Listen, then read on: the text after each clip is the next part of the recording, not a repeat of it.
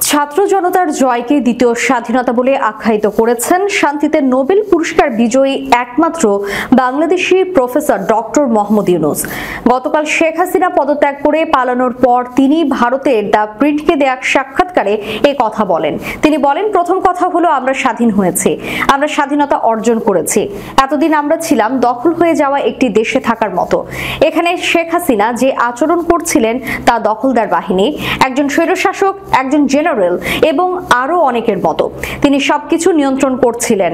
সোমবার বাংলাদেশের সব মানুষ নিজেদেরকে স্বাধীন মনে করছেন, আবারও তারা দ্বিতীয় স্বাধীনতা অর্জন করলেন। সারা দেশে এই স্বাধীনতা উদযাপিত হচ্ছে। যারা এই আন্দোলনে নেতৃত্ব দিয়েছেন সেই তরুণদের অভিনন্দন জানাচ্ছেন সবাই। তারা আমাদেরকে আদতে স্বাধীন করেছেন, সবাইকে একত্রিত করেছেন, পুরো দেশকে স্বাধীন করেছেন। সবাই স্বাধীনতার আনন্দ উপভোগ করছেন।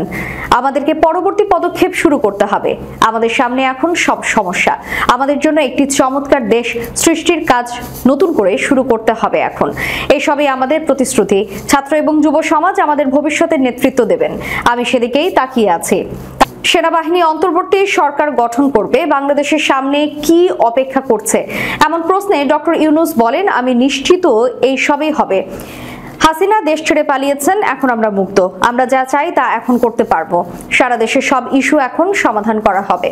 আমি নিশ্চিত আমরা চমৎকার একটি সূচনা করব। ডক্টর ইউনূসের কাছে জানতে চাওয়া হয়, আপনার ভূমিকা কি হবে?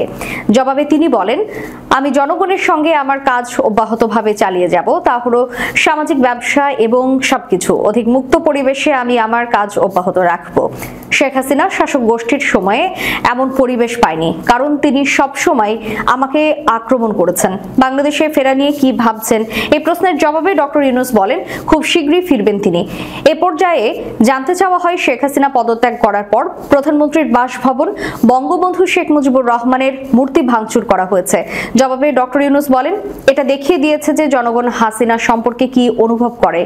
হাসিনা নিজে যা করেছেন নিজের জন্য এবং তার পিতার জন্য, তারই ফল এটা। তিনি এমন ক্ষতি অর্জন করেছেন। এটা যুব সমাজের ত্রুটি নয়, এটা হলো শেখ হাসিনার ভুল। Future. That's what the thing I'm looking forward to.